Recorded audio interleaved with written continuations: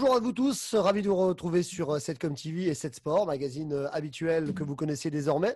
Rendez-vous tous les jeudis à 18h et les vendredis à 18h. Un petit clin d'œil à nos partenaires Pays du Sport, bien sûr, CDOS 54, l'agence 7com et Select. Invité du jour, on reste dans le monde du sport, c'est un médecin du sport qu'on accueille, bien connu sur Nancy évidemment.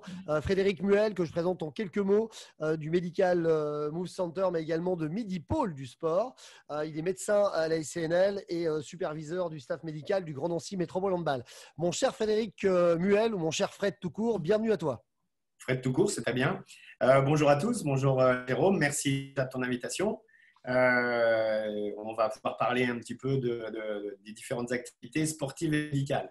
Tout à fait, et merci à toi parce que je sais que tu as un emploi du temps plutôt chargé. Quand on dit un emploi du temps de ministre, on n'en est pas loin. En tout cas, merci de donner un peu de ton temps. Mon cher Fred, pour entrer tout de suite dans le vif du sujet, comment vas-tu déjà et comment se passe cette période bien particulière dans nos vies sportives avec la Covid qui chamboule un petit peu les compétitions sportives? Comment tu gères ça et comment tu vis ça en ce moment?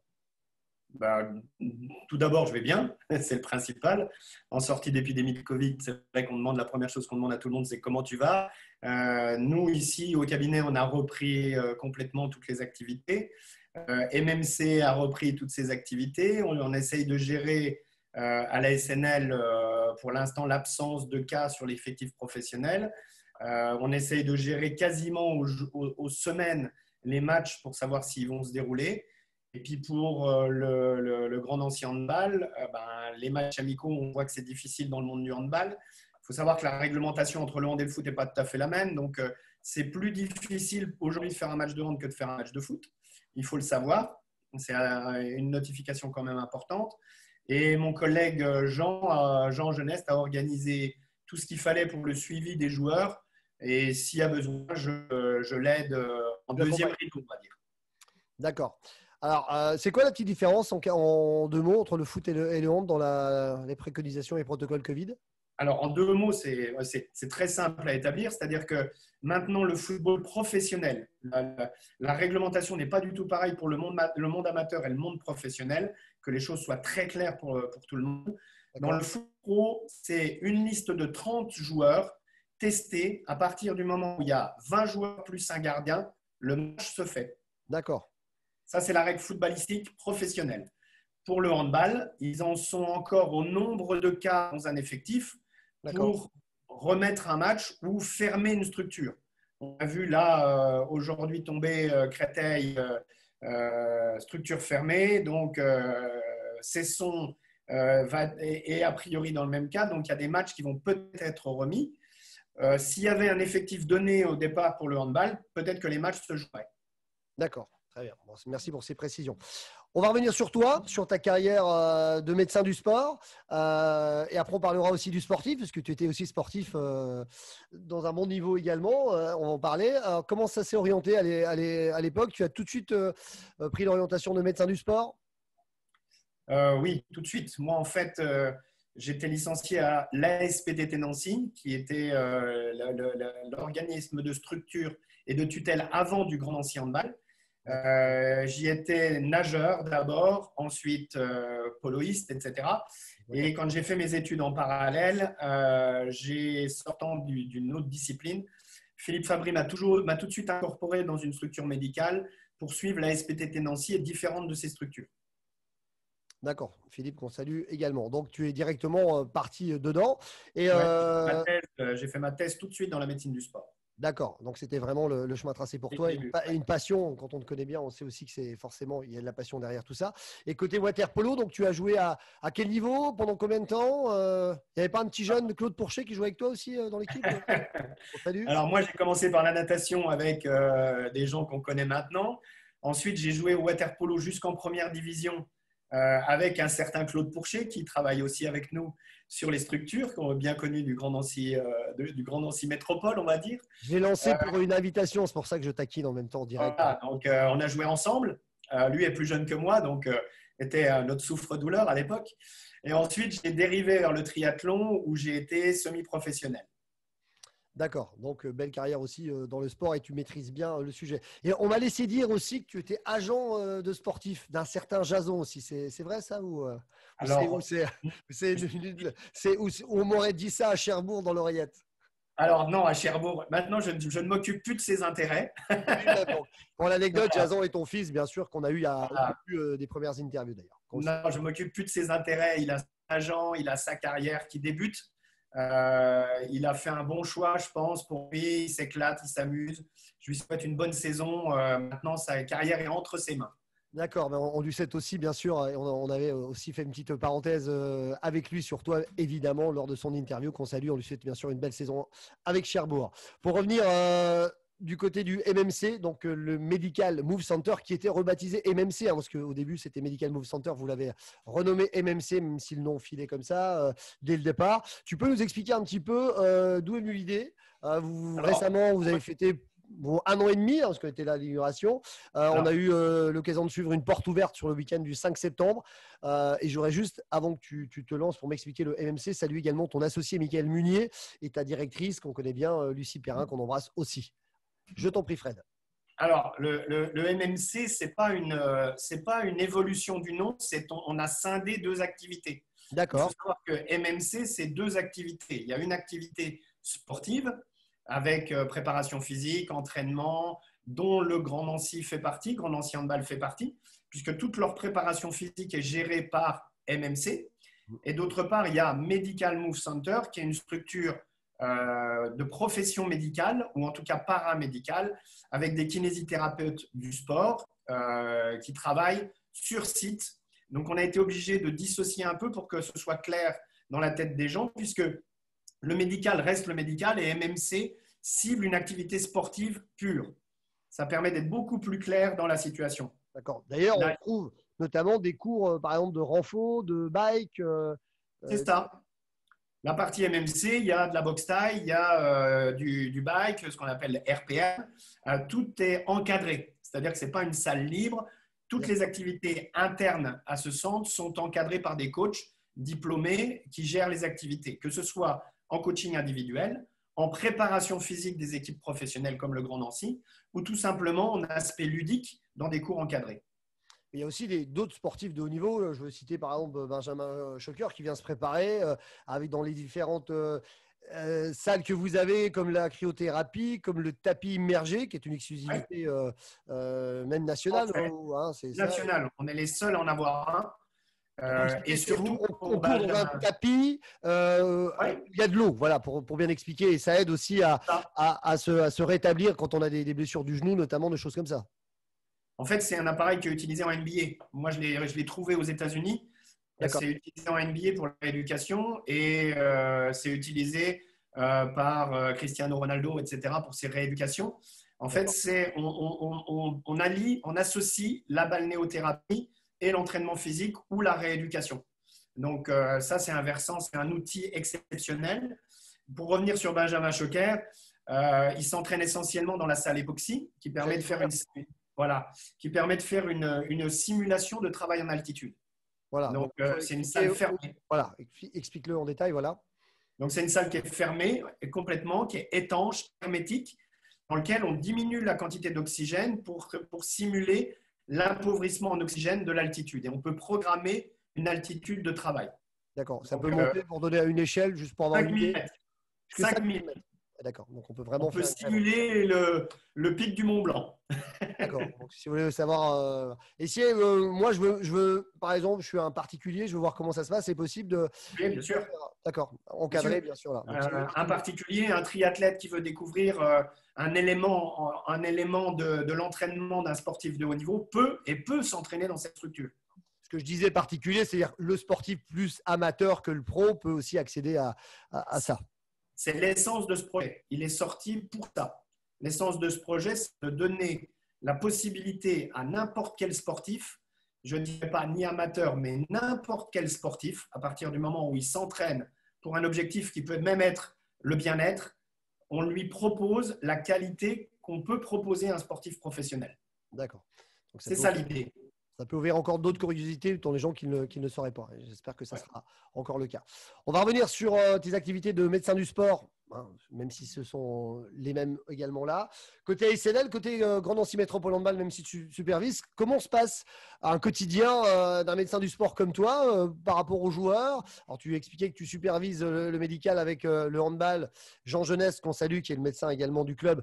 Je pense que vous avez des discussions. Et côté ASNL, tu as des rendez-vous, tu vois les joueurs régulièrement. Comment est le suivi au quotidien pour avoir quelques petits éléments de comprendre un petit peu ton job? Alors, médecin de la SNL et médecin du Grand Nancy Handball, ce n'est pas tout à fait la même chose. Mhm. Médecin de la SNL, c'est voir les joueurs tous les jours, le lundi, le mardi, le mercredi, le jeudi, jusqu'au dimanche, tous les jours. Tous les jours, d'accord. Ça veut dire que le dimanche matin, après le match, on fait le point sur les blessures. Donc, on les suit tous les jours pour régler un problème à l'instant T pour éviter d'avoir justement des choses qui traînent. C'est prendre contact avec les spécialistes, c'est orienter les joueurs vers les correspondants dont on a besoin. C'est tous les jours. Donc, c'est un travail très particulier. Pour le Grand Nancy Handball, on n'en est encore pas là. On essaie de développer la structure avec Jean. Jean qui au départ était mon remplaçant, un médecin très prometteur si on peut dire, et j'ai toute confiance en lui sur le handball et c'est pour ça que je travaille juste pour son aide à ses côtés, mais ça reste le médecin officiel. Benjamin Brault m'a demandé de l'aider sur certains domaines parce que quand il est arrivé à Nancy, on lui a mis à disposition et au club le centre et la structure. Et il m'a demandé de rester un petit peu aux côtés de tout le monde pour apporter mon expérience de médecin d'un club professionnel. D'accord, donc c'est vraiment deux approches différentes par rapport aux sportifs. Tu vois, je ne pensais pas que tu voyais les joueurs de la SNL tous les jours. Je pensais qu'il y avait 2 à 3 visites semaine en fonction de… Non, c'est tous les jours, Très toutes bien. les sorties d'entraînement. D'accord, donc ça nous éclaire un petit peu. Pour nous parler aussi de tes souvenirs à toi, côté sportif, côté joueur, on va dire, et côté médecin, quels seraient les deux meilleurs, on peut aller jusqu'à 3, on est très généreux aujourd'hui, quels seraient tes deux meilleurs souvenirs de toute cette période-là? On va commencer par le côté joueur quand toi tu jouais et le côté médecin ensuite.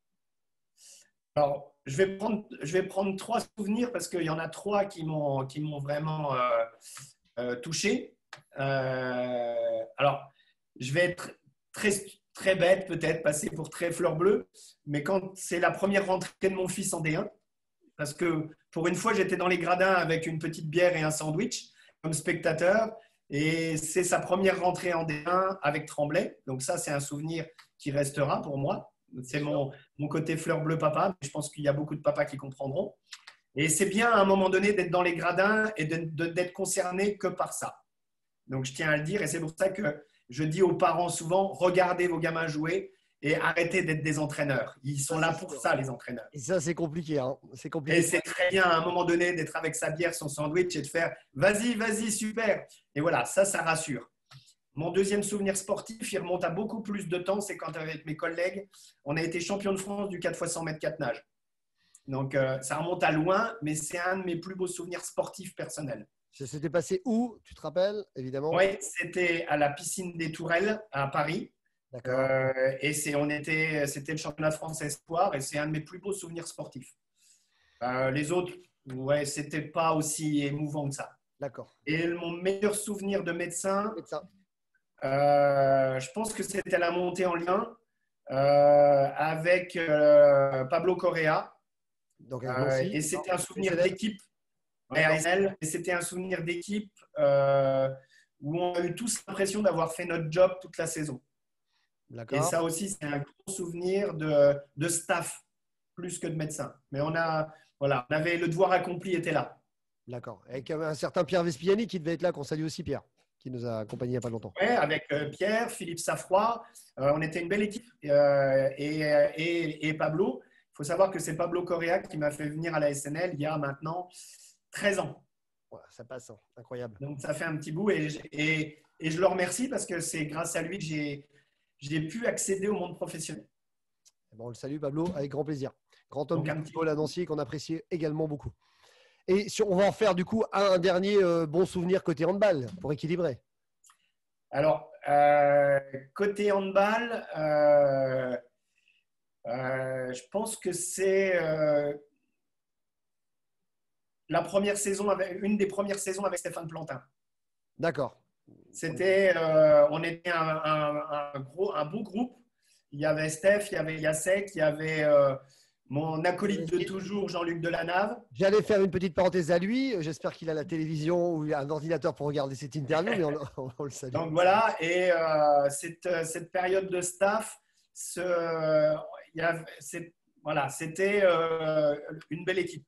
D'accord. Donc, c'est pas spécialement que le côté réussite sportive sur le terrain, c'est l'encadrement pour toi. Ouais, moi, je suis je suis très à l'écoute d'un staff, d'un travail en équipe. Et c'est pour ça que j'ai fait revenir Jean-Luc dans le staff avec Ben, alors que c'est un beau kiné en retraite. Mais moi, j'ai besoin d'avoir autour de moi une âme et de construire un staff avec des valeurs. D'accord. D'ailleurs, Jean-Luc, on l'embrasse et si on peut se cotiser pour lui acheter un polo, ça me fera plaisir. Petit message est lancé. Du côté de cette saison, comment tu la vois, tu vas la vivre côté SNL et côté Grand Nancy Métropole Handball? Comment tu vois ça sportivement sur le terrain, je parle. Hein, pas... Alors, sportivement sur le terrain, je pense qu'à la SNL, il y a de quoi faire. Je pense qu'il faut un petit déclic sur les prochains matchs. Voilà, les joueurs sont présents. On a un bon vestiaire, c'est très important. Donc, jouer un beau maintien. Pour l'instant, je pense qu'il faut être raisonnable. Avec l'effectif qu'on a, si on joue un beau maintien, ce sera bien. Plus après, ce sera du bonus. Mais cette année, le club est en restructuration. L'équipe est jeune. On donne la chance à beaucoup de jeunes. Donc, il faut savoir qu'il y a des joueurs qui émanent du centre de formation. Donc, voilà, si on fait un beau maintien, ce sera bien. Je pense que tout le monde sera satisfait. Pour le Grand Nancy Handball, je ne te cache pas que je suis quasiment tous les matchs de préparation des équipes de D2. Oui. D'une part, pour voir celles que mon fils va rencontrer, pour me faire une idée.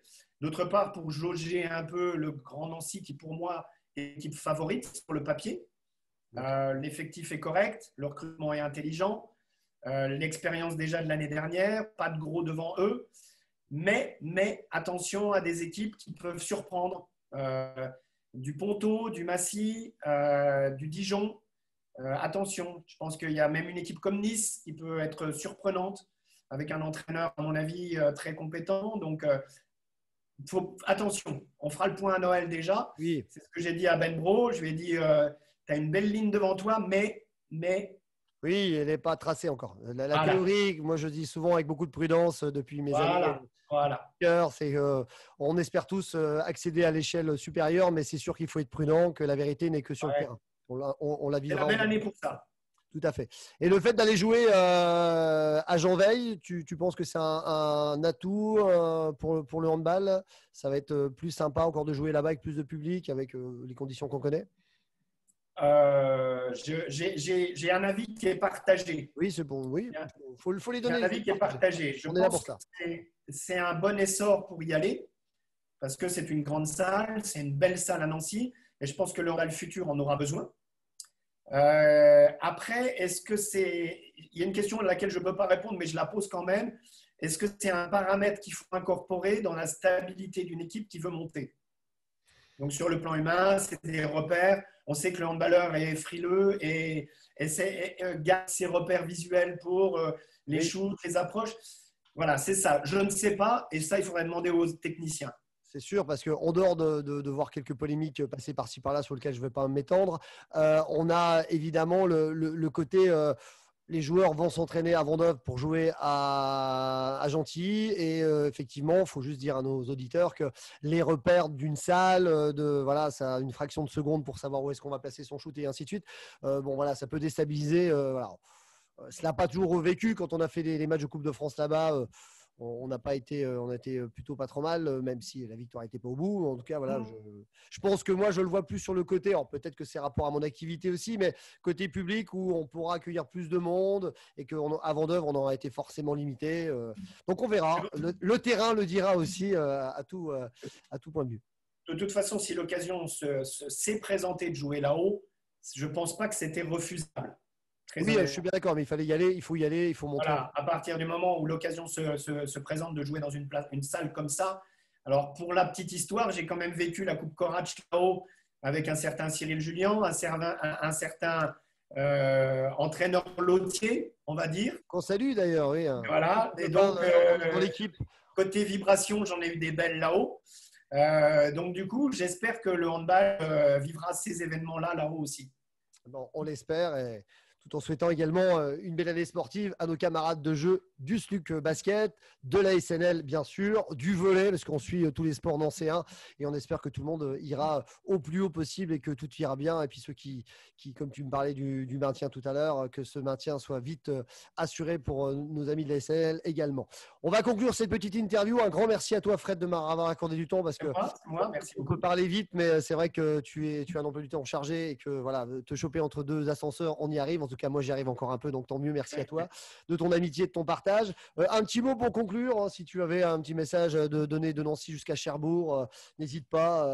Voilà, puis je conclurai sur le MLC juste après. Alors, ma conclusion, elle va être très simple et très chauvine, on va dire ça comme ça. Que Nancy monte et que Cherbourg gagne à Nancy. Eh ben écoute, voilà, on va les prendre comme ça, puis on vérifiera sur le terrain. Merci encore à toi. On te retrouve du côté du Medipôle du sport et puis le Medical Move Center et MMC, si vous voulez suivre un petit peu l'actualité et savoir, puisqu'on parlait notamment des cours que vous pouvez retrouver là-bas et des différentes activités. Vous avez un site internet qui est medicalmovecenter.com et bien sûr sur Facebook, vous faites @Medical Move Center, vous aurez toutes les infos. Sinon, vous appelez directement de notre part. Lucie Perrin se fera un plaisir de vous répondre. Merci Fred, à bientôt. Merci beaucoup, Jérôme. À bientôt. Merci à vous. Suivez-nous encore sur 7com TV. Prochain rendez-vous sur 7 Sport. Bye bye. Bonne soirée à vous.